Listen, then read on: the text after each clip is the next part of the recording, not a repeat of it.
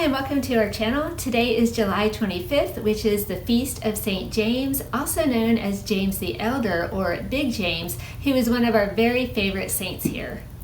James was one of the original 12 apostles, but in addition to following Jesus, he was also very devoted to Jesus' mother Mary. And evidently, that feeling was mutual because according to tradition, he was her favorite out of all the apostles. So much so that she always told him that she would come to his aid in times of great need, which she did in the year 8040 in Spain in a most amazing way. And today, we're going to tell you about it. So most of us know that St. James or Santiago is the patron saint of Spain. Every year since medieval times, thousands of pilgrims have walked along the way of St. James or the Camino de Santiago on their way to the great cathedral in Compostela. So James is wildly popular in Spain. But it didn't start out that way. What a lot of us don't know is what happened to St. James when he first arrived in the country. Because to say that things weren't going well is a bit of an understatement. Yeah, we know from the Gospel of Matthew that Jesus gave his disciples the Great Commission to go out and spread the good news. So that's exactly what James was trying to do in Spain. But in reality, the work was not going so well. So in 40 AD, despite all his best efforts, he had only converted 7 people in the entire country. So he was obviously feeling very discouraged. So he took his disciples, all 7 of them, down to pray at the river Ebro, which is in modern-day Saragossa. So tradition tells us that the Blessed Mother had specifically picked James to go to Spain. So you can imagine how he must have been feeling. Not only was he letting down Jesus with his 7 converts, but he was also letting the Blessed Mother down. He was feeling so discouraged that he was seriously considering giving up his mission work completely. But the Blessed Mother told him that she would always be there for him in his times of need. And this is where the story becomes miraculous. Because at the same time that James was praying for help down by the river, the Blessed Mother back in Jerusalem was praying for his success. So that's when Jesus stepped in. He appeared to his mother in Jerusalem and said, "Hey, look, I'm sending you on a special mission to help Big James." So he gave her a special set of instructions to pass on to James, and then a choir of angels appeared and whisked her off to Spain. So you can imagine being James at that moment. You're just praying by the river, and then suddenly the Blessed Mother appears right in front of you with special instructions from Jesus, but you thought she was back in Jerusalem. How is she here? This is amazing. So Mary was able to encourage and comfort James. She cheered him up, and as all good mothers do, she even brought him a present. And that present was a jasper pillar, 6 feet tall, carried by the angels, and a wooden statue of her and the child Jesus. So she appeared to St. James standing on the pillar. So in reality, that is the very first recorded apparition of the Blessed Mother ever, and it is the only apparition we know of that happened before she died and was assumed into heaven. So what did she tell James when she appeared? Well, first she said that he shouldn't worry, that his work would be successful, and that one day the Spanish people would have faith in Jesus as strong as the pillar that she was standing on. Then she told him that Jesus wanted him to build a church there in her honor, and she said that this church would stand until the end of time, and that through her intercession there, God would work many miracles and wonders. And the second part of her message was that when James was done building the chapel, was that he was to return to Jerusalem, where he would die as a martyr for the faith. So James did build a chapel there, the Chapel of Our Lady of the Pillar, which is the first Marian shrine ever constructed.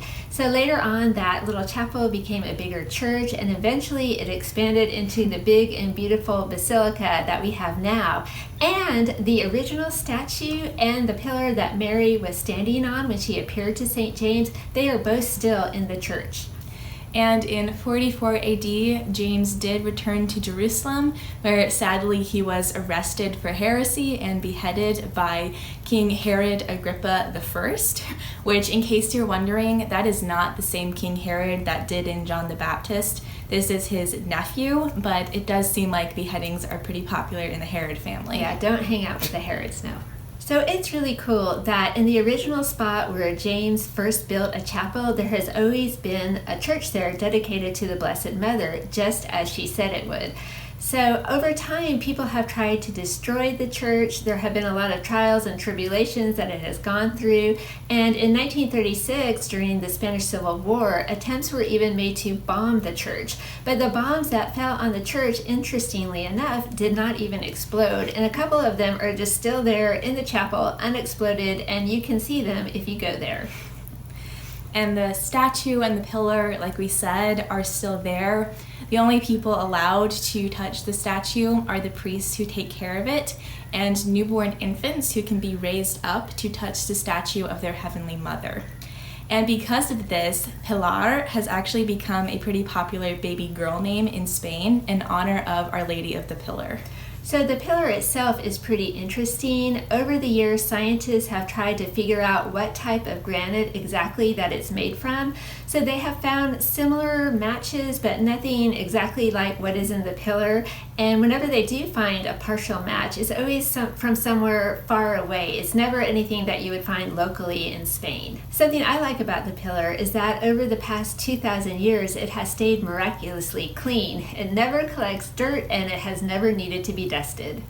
Many miracles have also taken place at the chapel. The most famous story comes from the 1500s, the story of a beggar named Miguel Pellicer who had his leg amputated.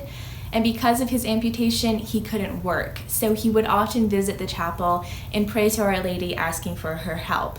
And in return for his prayers, she gave him his leg back. She completely restored it. That is so amazing. I got my amputated leg back. Okay, so over the years, the chapel has had many famous visitors, including Saint Jose Maria Escriva, who would go there daily when he was a seminarian and pray. But other saints, such as Saint Ignatius of Loyola and Saint Teresa of Avila, also came to the chapel to pray. The feast day of St. James is today, July 25th, and the miracle of Our Lady of the Pillar is celebrated on October 12th. Which is my birthday. And not only that, but when I first started teaching religious education, the teachers drew the names of different saints to be their patron saint of the school year, and I drew the name of St. James. So you can see why he is one of my favorites. So there are lots of fun ways that you can celebrate the Feast of St. James, but one traditional one is to set off fireworks, which is always a fun time. Or you could bake a cake and top it with sparklers. St. James's traditional symbol is the scallop shell. Legend tells us that once upon a time, a man fell into the ocean and James pulled him out, and when he did, the man was covered with scallop shells. So today would be a good day to have seafood for dinner or scallops, or maybe you could make a pasta dinner using pasta shells. Or since James was a fisherman, you could plan a fish dinner. Or in honor of St. James, you could take a mini pilgrimage to a local church or cathedral, or you could take a long walk and meditate on his life.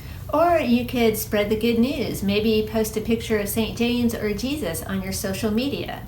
Or if you're so inclined, you could start planning a trip to Spain to walk the way of St. James as a pilgrim, or you could say just a prayer in his honor, asking for his help in your life. And we'll link some options down below. So there are many ways that you can celebrate and get to know this wonderful saint. If you have anything special planned, let us know in the comments below. So happy Feast of St. James. Thank you for watching. We hope you enjoyed the video, and we'll see you next time. Bye.